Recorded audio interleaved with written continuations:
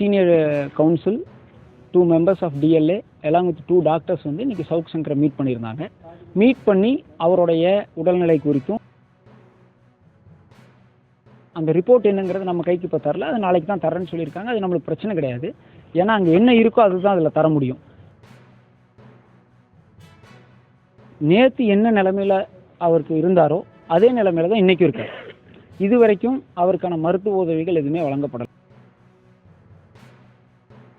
Medical treatment கொடுக்கணும், government ஹாஸ்பிட்டலுக்கோ இல்லை multi speciality hospital, private ஹாஸ்பிட்டலுக்கோ அனுப்பணும்னு சொல்லியிருந்தோம். அது மாதிரி எந்த ட்ரீட்மெண்ட்டும் சவுக் சங்கரை ட்ரீட்மெண்ட் பண்ணக்கூடிய டாக்டர் அவருடைய ப்ரிஸ்கிரிப்ஷனில் அங்கே ஜெயிலுக்குள்ளேயே அவரை ட்ரீட்மெண்ட் பண்ணுறாங்க. அந்த ட்ரீட்மெண்ட்லேயே ஃபர்தர் ஆக்ஷன் நீடட். நீதிமன்றத்திலேருந்து இன்றைக்கி DLAல போய் பார்த்துட்டு வந்ததுக்கப்புறம் சிறைத்துறை வந்து இப்படி ஒரு அறிக்கை கொடுத்துருக்காங்கங்கிறது எனக்கு ஆச்சரியமாக இருக்குது. ஏன்னா போலீஸ் வந்து சவுக் சங்கர் கொடுத்த கைது குறிப்பானே அதில் இதோட செகண்ட் பேஜ் பார்த்தீங்கன்னா இந்த ரைட் கார்னரில் கைது செய்யப்பட்டவர் அப்படிங்கிற இடத்துல சவுக் சங்கர் தெளிவாக ரைட் ஹேண்டில் கையெழுத்து போட்டுக்கார். சனிக்கிழமை நீதிபதி முன்னாடி கையெழுத்து போட முடிஞ்ச சவுக் சங்கர்னால சிறைக்குள்ள சிறை அதிகாரிகள் முன்னாடி கையெழுத்து போடாமல் இருக்க முடியுமா? கையெழுத்து போடலைன்னா விட்டுருவாங்களா? ஏன் வந்து லெஃப்ட் ஹேண்ட் தம்பு வைக்கிறார்? உள்ளூர் செய்திகள் உங்கள் விரல் நுனியில் படிக்க பார்க்க பரவசப்படுத்துகிறது King 24x7 app. Download King 24x7. நேற்று வந்து நாம் வந்து JM4 நீதிமன்றத்தில் குற்றவியல் நடுவர் நீதிமன்றம் 4ல் சவுக் சங்கர் அவர்கள் சிறையில் தாக்கப்பட்டிருக்கிறதா சொல்லி ஒரு மனு போட்டிருந்தோம். அந்த மனுவின் மீது வந்து அவர் வந்து கோவை மாவட்ட நீதிபதி அவர்களுடைய அறிவுறுத்தின் பேரில் தமிழ்நாடு மாவட்ட சட்ட ஆணைகள் என்னது லீகல் எய்டுக்கு கொடுத்துருக்காங்க. மாவட்ட லீகல் எய்டுக்கு வந்து கோயம்புத்தூர் டிஸ்ட்ரிக்ட் லீகல் எய்டுக்கு அதை ஃபார்வேர்டு பண்ணியிருந்தாங்க. அதை பேஸ் பண்ணி லீகல் எய்டு சார்பாக senior council, defence senior council plus 2 members இன்றைக்கி வந்து அலாங் வித் 2 டாக்டர்ஸ், 2 டாக்டர் கூட senior council, 2 members of DLA along with 2 doctors வந்து இன்றைக்கி சவுக் சங்கரை மீட் பண்ணியிருந்தாங்க. மீட் பண்ணி அவருடைய உடல்நிலை குறித்தும் அவருடைய ஸ்டேட்மெண்ட் குறித்தும் அவங்க வந்து வாக்குமூலம் பெற்றிருக்காங்க. போய் முதல்ல சவுக் சங்கரை அவங்க பார்த்துருக்குறாங்க, டாக்டரோட போய் பார்த்துருக்குறாங்க. பார்த்துட்டு அவங்களோட ரிப்போர்ட்டை இன்றைக்கி வந்து மாவட்ட நீதிமன்றத்தில் சமர்ப்பிச்சிட்டாங்க அவருங்க. அது அந்த ரிப்போர்ட் என்னங்கிறது நம்ம கைக்கு இப்போ தரல, அது நாளைக்கு தான் தரேன்னு சொல்லியிருக்காங்க. அது நம்மளுக்கு பிரச்சனை கிடையாது. ஏன்னா அங்கே என்ன இருக்கோ அதுதான் அதில் தர முடியும். இந்த மீன் டைமில் பார்த்தீங்கன்னா அந்த கூட போய் 2 டாக்டர் அவங்கள அசர்டைன் பண்ணியிருக்கிறாங்க. இப்போது இன்றைக்கி சாயந்தரம் மீண்டும் நான் வந்து சவுக் சங்கரை வந்து சிறையில் சந்திச்சிருக்கேன். நேற்று என்ன நிலைமையில் அவருக்கு இருந்தாரோ அதே நிலைமையில தான் இன்றைக்கும் இருக்கார். இது வரைக்கும் அவருக்கான மருத்துவ உதவிகள் எதுவுமே வழங்கப்படலை. நேற்று நம்மளோட முக்கிய கோரிக்கை, அவர் கையை உடஞ்சிருக்குன்னு சொல்லி அவர் சொல்கிறாரு. கை வலி இருக்குது, வீங்கிட்டே வருது அப்படின்னு சொல்கிறாரு. அந்த கொப்பளங்கள் வந்து ஜாஸ்தி ஆகிட்டுருக்கு, அதுக்காக எக்ஸ்ரே எடுக்கணுங்கிறதெல்லாம் நம்ம பெட்டிஷனில் சொல்லியிருந்தோம். மெடிக்கல் ட்ரீட்மெண்ட் கொடுக்கணும், கவர்மெண்ட் ஹாஸ்பிட்டலுக்கோ இல்லை மல்டி ஸ்பெஷாலிட்டி ஹாஸ்பிட்டல், ப்ரைவேட் ஹாஸ்பிட்டலுக்கோ அனுப்பணும்னு சொல்லியிருந்தோம். அது மாதிரி எந்த ட்ரீட்மெண்ட்டும் இன்றைக்கி நான் சாயந்தரம் 5 மணிக்கு சந்திக்கிற வரைக்கும் எடுக்கலை. திருப்பியும் பெயின் கில்லர் டேப்லெட் கொடுத்துட்டு இருந்தாங்க. இப்போ அதை வந்து ஃப்ளூயிடாக போடுறாங்க, ஐவியாக போடுறாங்க. ஆக்சுவலி நேற்று வரைக்கும் டேப்லெட்ஸ் கொடுத்துட்டு இருந்தாங்க, இன்றைக்கி வந்து ஆன்டிபயாட்டிக்கை ஃப்ளூயிடாக போட்டுட்ருக்காங்க. இதுதான் இப்போதைக்கு அவருடைய சுச்சுவேஷன். நேற்று என்ன நிலைமையில் அவர் இருந்தாரோ அதே நிலைமையில தான் இன்றைக்கி சாயந்தரம் 5 மணிக்கு இருக்கார். சட்ட உதவி மையம் வந்து போயும் மருத்துவர்கள் அழைச்சிட்டு போயும் நீதி இது மதிக்கல அப்படின்னு இல்லை சட்ட உதவி மையம் அவங்க வந்து கோர்ட் உத்தரவிட்டது என்னென்னா, நாம் சொன்னது உண்மையாக பொய்யா, உண்மையாகவே அவருக்கு அடிபட்டிருக்கா, அவருக்கு இன்ஜுரிஸ் இருக்கா, அவர் கையில் ஏதாவது பழைய மருத்துவ அறிக்கைக்கும் புது மருத்துவ அறிக்கைக்கும் ஏதாவது வித்தியாசம் இருக்கா, இவங்க சொல்கிற பெட்டிஷனில் சொல்லியிருக்கிற மாதிரி அவருக்கு இன்ஜுரி இருக்கான்னு பார்க்கறதுக்கு தான் அனுப்பிச்சிருக்காங்க. அவங்க பார்த்துருக்குறாங்க. பார்த்ததில் சவுக் சங்கர் அவர்கள் தெளிவாக அந்த சீனியர் கவுன்சில் சண்முகவேல்னு ஒரு அட்வொகேட் தான் போயிருக்காரு. ஒரு சீனியர் கவுன்சில், சீனியர் டிஃபென்ஸ் கவுன்சிலில் சீஃபாக இருக்கார். அங்கே மாவட்ட சட்ட உதவி மையத்தில் சீனியர் கவுன்சிலாக இருக்கார் சண்முகவேல்.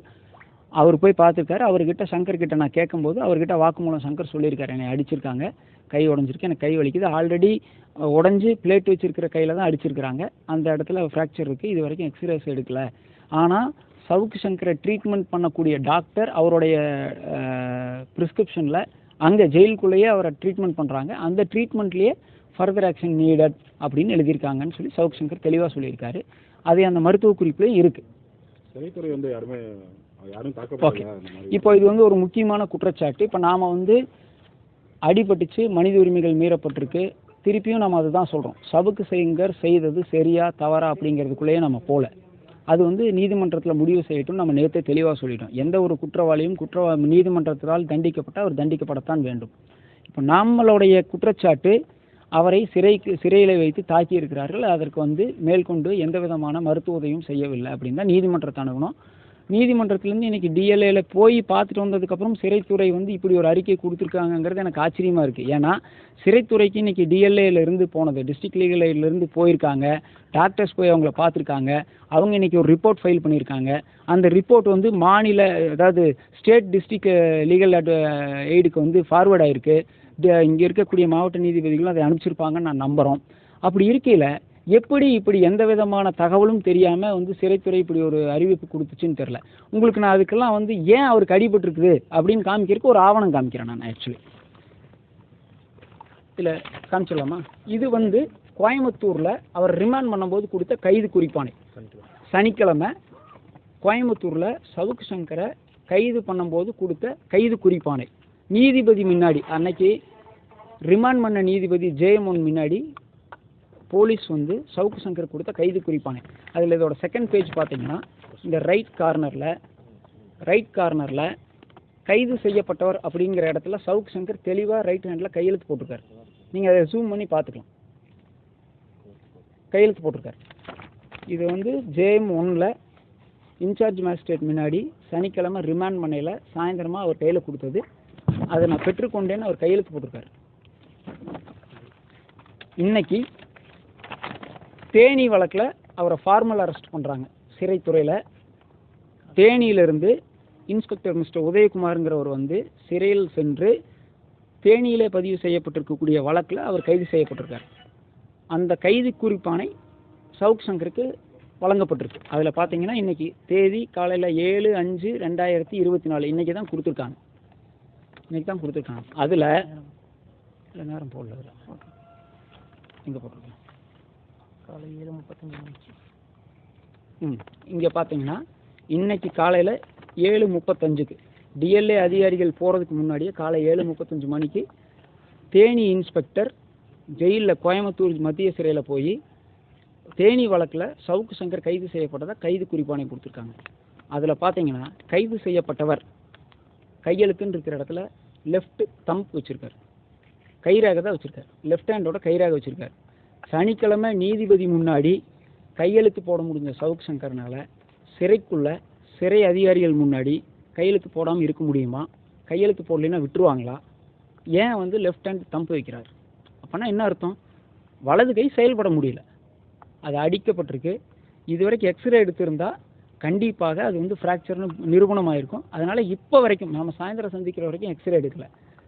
கை கரெக்டாக இருந்திருந்தா நீதிபதி முன்னாடி கையெழுத்து போட முடிஞ்சவர்னால சிறைத்துறைக்குள்ளே எப்படி வந்து லெஃப்ட் ஹேண்டில் ரேகை வைக்க முடியும்? அப்போது சிறைக்குள்ளேயே அத்தனை போலீஸ் அதிகாரிகள் இருந்தும் அவரால் கையெழுத்து போட முடியலன்னா கை வேலை செய்யலிருந்தான்னு அர்த்தம், ரைட் ஹேண்டு. இதை விட என்ன ஆவணம் இந்த சிறைத்துறைக்கு தேவை? நம்பர் 1. நம்பர் 2, போலீஸ் கஸ்டடி கேட்ட பெட்டிஷன் இன்னைக்கு இதை எடுத்துட்டிங்களா? இன்னைக்கு வந்து போலீஸ் கஸ்டடி கேட்ட பெட்டிஷன் வந்து இன்னைக்கு வழக்குக்கு வாய்தாக்கு போட்டிருந்தாங்க. போலீஸ் கஸ்டடி பெட்டிஷன் சொன்னால் என்னென்னா, போலீஸ்க்கு ஒரு கைதியை கஸ்டடி எடுக்கிறதுக்கு முன்னாடி நீதிபதி முன்னாடி ஆஜர்படுத்தி அந்த கைதிக்கு போலீஸ் கஸ்டடிக்கு போகிறதுக்கு உங்களுக்கு சம்மந்தமா அப்படின்னு நீதிபதி கேட்கணும். அதற்காகத்தான் இந்த வழக்கு இன்றைக்கி பட்டியலிடப்பட்டிருந்துச்சு. அதோட சிஎம்பி நம்பர் வந்துட்டு 16070 ஆஃப் 2014. அதில் என்ன ஆர்டர் போட்டிருந்தாங்கன்னா, address the letter to central prison Coimbatore to produce the accused on 7/5/2024. இன்றைக்கி ஆஜர் பண்ண சொல்லி மத்திய சிறைக்கு ஆர்டர் போட்டிருந்தாங்க. இன்றைக்கு மத்திய சிறையிலிருந்து சவுக்கு சங்கர் அவர்களை கோர்ட்டில் ஆஜர்படுத்தலை. என்ன காரணம்னா, அவரை வெளியே கூட்டிகிட்டு வந்தால் நீதிபதி முன்னாடி அவர் வந்து நிற்கும்போது நீதிபதி போலீஸ்க்கு கஸ்டடி கொடுக்கறதுக்கு முன்னாடி உங்களோட உடல்நிலையில் ஏதாவது பிரச்சனை இருக்கா அப்படின்னு அவர் வந்து கண்டிப்பாக பார்ப்பார். பார்க்கும்போது அவரோட கை காயங்கள் தெரியும், கை வீங்கி இருக்கிறது தெரியும், கையில் இருக்க கொப்பளங்கள் தெரியும். அதற்கான எந்த நடவடிக்கை எடுக்கலைன்னு சவுக்கு சங்கர் இன்றைக்கி நீதிமன்றத்தில் சொல்கிறதுக்கான வாய்ப்பு இருந்துச்சு. அதைத்தான் நாங்கள் எதிர்பார்த்தோம். அந்த வாய்ப்பு இன்றைக்கி வந்து சிறைத்துறையால் என்ன காரணத்துக்காக அவர் என்னை கூட்டிகிட்டு வரலைங்கிறது எங்களுக்கு தெரியாது. ஏன்னா அந்த பெட்டிஷன் வந்து கோர்ட்டுக்கும் சிறைத்துறைக்கும் போலீஸ்க்குமான பெட்டிஷன். இன்னைக்கு ஆஜர்படுத்தியிருந்தாங்கன்னா சவுக்கு சங்கர நீதிபதியை கேள்வி கேட்கறதுக்கான வாய்ப்பு இருந்துச்சு. அதை ஆஜர்படுத்தலை.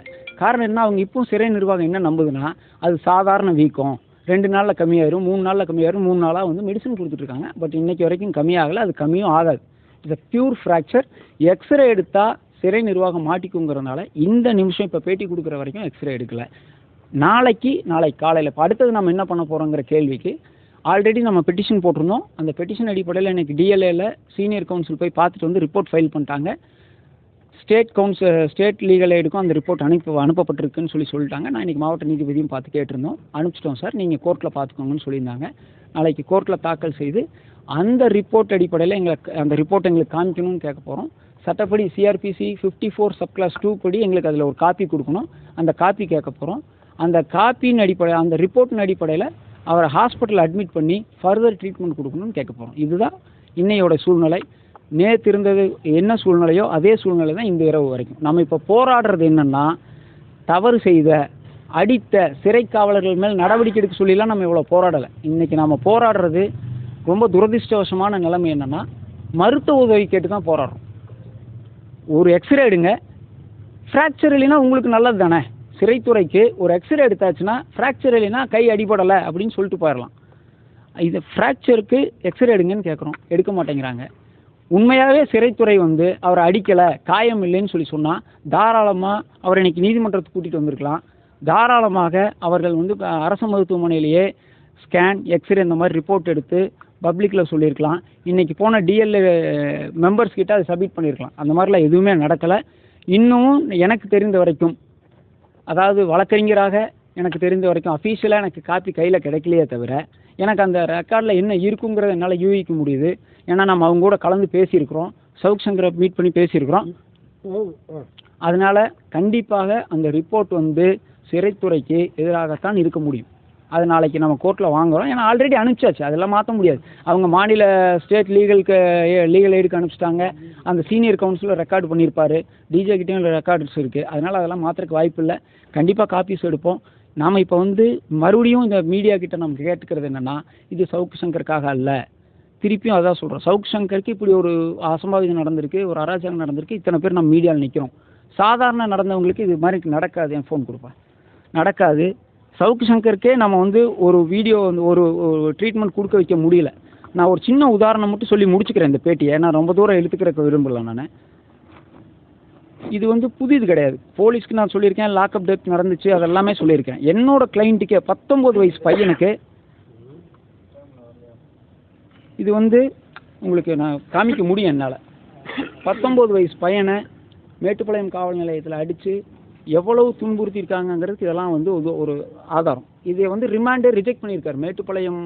மேட்டுப்பாளையத்தினோட நடுவராக இருந்தவர் ஒரு 6-7 மாதத்துக்கு முன்னாடி இவ்வளவு பெரிய ப்ரூட்டலாக்கோ சின்ன பையன் மேலே நடந்துச்சு. இது எங்களால் வந்து மேட்டுப்பாளையம் ஜட்ஜு ரிமாண்டையே ரெஃப்யூஸ் பண்ணி இந்த பையனை அரெஸ்ட் பண்ணி போலியான வழக்கில் அரெஸ்ட் பண்ணி அடித்து கூட்டிகிட்டு போகிறாங்க. அவர் ரிமாண்ட் பண்ணலை. ஆனால் ரிமாண்ட் ரெஃப்யூஸ் பண்ணிவிட்டு டாக்டர் மேலெல்லாம் நடவடிக்கை எடுக்க சொல்லி எழுதியிருக்காரு. ஆனால் எங்களால் இதை ஃபர்தராக ப்ரொசீட் பண்ண முடியல. காரணம் என்னென்னா, அந்த ஒரு தாழ்த்தப்பட்ட சாதியை சார்ந்தவர் அந்த பையன். அவங்கள மிரட்டிட்டாங்க அன்றைக்கே, நீங்கள் வந்து இதுக்கு மேலே வந்து போனீங்கன்னா உங்கள் குடும்பத்து மேலே பொய் வழக்கு போடுவோம். இப்படி நிறைய டெய்லியும் தினம் போலீஸ்னால் தாக்குதல் நடத்தப்பட்டு தான் இருக்குது. அது மனித உரிமை மீறல் நடந்துட்டு தான் இருக்குது. அதை தடுத்து நிறுத்துறதுக்காக தான் நம்ம இப்போ போராடணும். சவுக் சங்கர் நிரபராதின்னு நிரூபிக்கிறதுக்காக நம்ம இங்கே போராடலை. கண்ணுக்கு தெரியாமல் இன்றைக்கும் இந்த நிமிஷமும் போலீஸ் வந்து யாரோ ஒருத்தரை அட்டாக் பண்ணிட்டு தான் இருக்காங்க. It's becoming a police state. நம்ம எல்லா போலீஸ் அதிகாரிகளையும் சொல்ல வரல. ஒரு சில குறுகிய மனப்பான்மையுடையவர்கள், அவங்களுடைய ஸ்ட்ரெஸ், மனநிலை பாதிக்கப்பட்டவர்கள் அது இதில் ஈடுபடுறாங்க. அவங்கள கவுன்சிலிங் பண்ணி அரசாங்கம் பண்ணணுமே தவிர இந்த மாதிரி வந்து கைதிகளை பாதிக்கப்படக்கூடாதுங்கிறதுக்காக தான் நம்ம இந்த முயற்சி, இந்த போராட்டம். இன்னொரு முக்கியமான விஷயம், நேற்று சொன்ன மாதிரியே திருப்பியும் மனநலம் பாதிக்கப்பட்டவர்களுடைய வார்டில் தனி ரூமில் தான் அவர் அடைச்சி வச்சுருக்காங்க. ஏன் அப்படின்னு கேட்டிங்கன்னா, பொது வார்டில் அடைச்சா அவரால் வந்து மற்ற கைதிகளாவது உதவி செய்யலாம், கை வேலை செய்யாதனால. மற்ற கைதிகள் இவருக்கு உதவி செய்கிறாங்க, தண்ணி எடுத்து கொடுக்குறாங்க, பிளேட் கழுவி தர்றாங்க, சாப்பாடு ஊட்டி விட்றாங்கங்கிறதுனால அந்த உதவியும் கூட இவருக்கு கிடைக்கக்கூடாதுங்கிறதுக்காக மீண்டும் அவரை மனநிலை பாதிக்கப்பட்ட வார்டெல்லாம் அடைச்சி வச்சுருக்காங்க. இன்னும் தனி ரூமில் தான் அடைச்சி வச்சுருக்காங்க. அது வந்து சட்டவிரோதம். எஸ்பி மேலே தனிப்பட்ட முறையில் பெட்டிஷன் போடுறீங்களா, இல்லை ஓவராலாக? இல்லைங்க. இப்போ நாம் என்ன சொல்கிறோம்னா, அதுதான் நான் திருப்பாக சொன்னேன். என்னுடைய கம்ப்ளைண்ட் 2 பார்ட். ஒன்று வந்து நடவடிக்கை எடுக்கிறது பின்னாடி எடுத்துக்கணும். முதல்ல நம்ம வந்து மருத்துவ உதவி, மருத்துவத்தில் அவர் கை அடிபட்டிருக்குதுன்னு வந்தாச்சுனாலே ஆட்டோமேட்டிக்காக அதற்கு பொறுப்பு ஜெயில் சூப்பரண்டும் ஜெயில் அதிகாரிகள் தான். நம்மளுக்கு அது அதை நிரூபிக்கக்கூடாதுன்னு அவங்க விரும்புகிறாங்க. அதிகாரிகள் மேலே நடவடிக்கை எடுக்கிற கூடாதுங்கிறதுக்காக தான் அவர் வந்து ஒரு எக்ஸ்ரே எடுக்கிறது எவ்வளோ நேரம் ஆகும், 10 நிமிஷம் வேலை. அதை எடுக்காமல் வச்சுருக்கிறதுக்காக காரணம் உண்மைத்தன்மை வெளியே தெரிஞ்சிடும். ஸ்கேன் எடுக்கிறது உண்மைத்தன்மை வெளியே வந்துடும். இப்போது இன்னொரு பிரச்சனை இருக்குது. அவர் அடித்ததில் கொப்பளங்கள் வந்துருச்சுன்னு சொல்லியிருந்தோம். ஆல்ரெடி இவர் டயாபெட்டிக் பேஷண்ட், 240 இருக்குது சுகர். இந்த சுகரில் அந்த கொப்பளங்கள் அடிச்சிருச்சுன்னா, இன்ஃபெக்ஷன் ஆயிடுச்சுன்னா கை வந்து அழுகி போயிடும். கண்டிப்பாக கை எடுக்க வேண்டிய சுச்சுவேஷனுக்கு கூட போகலாம். அதற்கு வந்து அப்படி ஏதாவது ஆச்சுன்னு சொன்னால் முழுமையாக இந்த சிறை நிர்வாகமும் காவல்துறை அதிகாரிகளும் தான் பொறுப்பு. மேடம், நம்ம அதுதான் இப்போ திருப்பியும் சொல்கிறோம். நாம் கண்டிப்பாக மாநில மனித உரிமைகள் ஆணையத்துக்கும் போகணும், மத்திய மனித உரிமை ஆணையத்துக்கும் போகணும். அதற்கு முன்னாடி முக்கியம், பாதிக்கப்பட்ட மனித உரிமை மீறப்பட்ட ஒரு நபருக்கு வைத்தியம் கொடுக்கணும். நம்ம வந்து ஒருத்தரை வந்து கம்ப்ளைண்ட் பண்ணுறது, அவங்க மேலே நடவடிக்கை எடுக்கிறதுல 2ஆம் பட்சம். முதல்ல பாதிக்கப்பட்ட நபருக்கு மருத்துவ உதவி கொடுக்கணும். இப்போ நாம் போராடுறதே மருத்துவ உதவிக்கு தான் போராடுறோம். இது சவுக் சங்கருங்கிறத மறந்துடுறோம். ஒரு மனிதன், ஒரு கைதி சிறையில் அடிக்கப்பட்டிருக்கார். இன்றைக்கு 2 நாளாக போராடியும் நம்மளால் ஒரு எக்ஸ்ரே எடுக்க வைக்க முடியலன்னா எந்த மாதிரியான ஒரு மாநிலத்தில், ஸ்டேட்டில் நம்ம வாழ்ந்துட்டுருக்கோம். எகெயின் அதனால தான் நான் ரிப்பீட் பண்ணுறேன், we are living in a police state அப்படின்னு சொல்லி. என்ன காரணத்துக்காக சார் தாக்கப்பட்டாங்க சார்? என்ன இல்லை அதுதான் சொன்னேன், நேற்று பேட்டியில் தெளிவாக சொல்லியிருக்கோம். அவர் அரசாங்கத்துக்கு எதிராக நிறையா பேசியிருக்கார். இந்த அரசாங்கத்துக்கு மட்டும் எதிராக இல்லை, அவர் எல்லா அரசாங்கங்களும் எதிர்த்து பேசியிருக்கார், எல்லா அரசியல்வாதிகளும் எதிர்த்து பேசியிருக்கார். ஆனால் இதற்கு முன்னாடி இருந்தவங்க, இதற்கு அப்புறம் இவர் வந்து தாக்கி பேசாத நபர்களே கிடையாது. மெச்சூர்டாக எடுத்துகிட்டு போனவங்க போயிட்டாங்க. இது அவங்க மைண்டுக்குள்ளே வச்சுக்கிட்டு இது ஒரு வாய்ப்பாக வந்து இந்த அரசாங்கம் பழி வாங்குறது அவர் ஃபீல் பண்ணுறாரு. சவுக் சங்கர் அப்படி தான் நினைக்கிறேன். நான் வந்து அரசாங்கத்துக்கு எதிராக பேசுகிறேன், இது ஒரு வாய்ப்பாக போலீஸை வச்சு நம்மளை இது பண்ணுறாங்கன்னு நினைக்கிறாரு. இதில் ஒன்று, இது ட்ரூத் தானே சார், டே லைட்டு தானே, என்ன பண்ணுறாருங்கிறது எல்லாத்துக்குமே தெரியும். கட்சி ரீதியை நீங்கள் சப்போர்ட் பண்ணுற மாதிரி இல்லை சார், கட்சி ரீதியாக இல்லை. இப்போது நளினி சிதம்பரம் வந்து நீட்டுக்கு வந்து நம்ம இவ்வளோ போராடிட்டு இருக்கோம். தமிழகம் முழுவதும் நீட்டுக்காக நம்ம போராடிட்டு இருக்கோம். நீட்டிலிருந்து விலக்கு வேணும்னு போராடிட்டு இருக்கோம். அன்றைக்கி மத்திய அமைச்சராக இருக்கக்கூடிய சிதம்பரம் வந்து ஒரு அரசியல் கட்சியினுடைய அமைச்சராக இருந்தார். அவர் மனைவியும் அந்த கட்சியினுடைய உறுப்பினராக இருக்கார். அப்போது அவங்க நீட்டுக்கு ஆதரவாக இந்த நீட்டு இனிமேல் தமிழகத்தில் விலக்கே கொடுக்க முடியாதுன்னு சுப்ரீம் கோர்ட்டில் வாதாடினது நளினி சிதம்பரம் தான் வாதாடினாங்க. வந்து வெளியே வந்து என்ன பேட்டி கொடுத்தாங்க நளினி சிதம்பரம் மேடம்? எக்காலத்திலையும், எந்த ஒரு காலத்திலையும் நீட்டு தமிழ்நாட்டில் இருந்தே தீரும், விலக்கு வாங்கவே முடியாதுன்னு சொன்னாங்க. எப்படி சொன்னாங்க? எந்த அடிப்படையில்? இன்றைக்கி நான் வந்து ஒரு அரசியல் கட்சியின் சார்பாக நான் வந்து இருக்கிறேன்னு சொல்லி சொன்னால் அரசியல் கட்சி எனக்கு சம்பளம் கொடுக்காது. அதற்காக தனிப்பட்ட ஒரு கிளைண்ட்டை வந்து நான் எடுத்துக்கவே கூடாது, தனிப்பட்ட கிளைண்ட்டுக்கு நான் ஆஜராகவே கூடாதுன்னு சொல்ல முடியாது. நான் எத்தனையோ வழக்குகள் வரும், என் நண்பர்களுக்கு வந்த வழக்காக இருக்கும், எனக்கு நேரடியாக வழக்கு வரும். அரசியல் கட்சிக்கும் ஒரு தொழிலுக்கும் என்ன சார் சம்மந்தம் இருக்க முடியும்? எப்படி அது வந்து நீங்கள் அதையும் இதையும் வந்து கிளப் பண்ண முடியும்? பண்ணவே முடியாது. நிறையா பண்ணுவாங்கன்னு எதிர்பார்க்குறோம். என்ன வேணாலும் பண்ணுங்கள், மருத்துவ உதவி கொடுத்துட்டு பண்ணினீங்கன்னா தான் அவர் உயிரோடு இருப்பார். அப்போ தான் உங்களால் நிறையா பழி வாங்க முடியும்னு காவல்துறைக்கு சொல்லி. இப்போ சென்னையில் அவங்களுடைய மனைவி வந்து ஆட்கொணர்வு மனு தாக்கல் பண்ணியிருக்கிறாங்க. இல்லை, அந்த விஷயங்கள் வந்து எனக்கு இது வரைக்கும் தகவல் இல்லை. அப்படி வந்துச்சுன்னா அது அவங்க நடவடிக்கை. நாம் இப்போ முழுமையாக போராடுறது, நான் அதுதான் திருப்பியும் சொல்கிறேன், வழக்கில் இருந்து அவரை விடுதலை பண்ண சொல்லியோ அவர் நிரபராதின்னு சொல்லியோ நம்ம போராடிட்டு இருக்கல. நம்மளுடைய போராட்டம் மனித உரிமை மீறல், போலீஸாருடைய அராஜகம் ஜெயிலுக்குள்ளே. அப்படி பாதிக்கப்பட்ட ஒரு கைதிக்கு மருத்துவத்துக்கும் கூட மறுக்கப்படுது.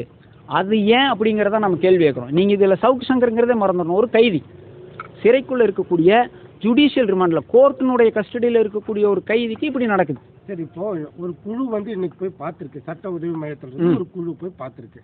அந்த குழுவினோட அறிக்கை வந்து நீதிமன்றத்தில் தாக்கல் செய்யப்பட்டதா? அதை தான் சார் இப்போ சொன்னேன். அதான் அது தாக்கல் செய்தாச்சு. மாநில சட்ட ஆணைக்குழுக்கும் அனுப்பிச்சிட்டாங்க, மாவட்ட நீதிபதிக்கும் கொடுத்துட்டாங்க. ஆனால் அந்த அறிக்கை வெளிவரதுக்கு முன்னாடியே சிறைத்துறையிலிருந்து தாக்கப்படலை அறிக்கை வந்து இல்லை, அதைத்தான் நான் உங்களுக்கு முன்னாடியே சொன்னேன். அதுவும் கூட தெரியாமல் ஒரு குழு போய் அவங்கள பார்க்குது, அந்த குழு ஒரு ரிப்போர்ட் கொடுக்க போகுது, கண்டிப்பாக அது நம்மளுக்கு எதிராக தான் இருக்க போகுதுன்னு கூட தெரியாமல் சிறைத்துறை வந்து ரொம்ப அசால்ட்டாக, நான் எங்ககிட்ட அதிகாரம் இருக்குது, நாங்கள் கொடுக்கறது தான் அப்படின்னு சொல்லி ஒரு ரிப்போர்ட் கொடுத்துருக்காங்க. கண்டிப்பாக அந்த சிறைத்துறை அறிக்கை தவறானதுங்கிறது அந்த ரிப்போர்ட்டில் இருக்குன்னு நான் நம்புகிறேன். ஏன்னா எனக்கு தெரியும். அதுக்கு உதாரணம் அதுக்கு ஆதாரம் தான் நான் காமிச்சேன். உள்ளூர் செய்திகள் உங்கள் விரல் நுனியில் 200 கோடி பார்வையாளர்களை கடந்த கிங் 24x7 ஊடகம் செய்தி, பொழுதுபோக்கு, உடல் நலம், தன்னம்பிக்கை, வேலை வாய்ப்பு, சினிமா செய்திகளை படிக்கவும் பார்க்கவும் பரவசப்படுத்தவும் ஒருங்கிணைந்த செயலியை அறிமுகப்படுத்துகிறது. Download King 24x7.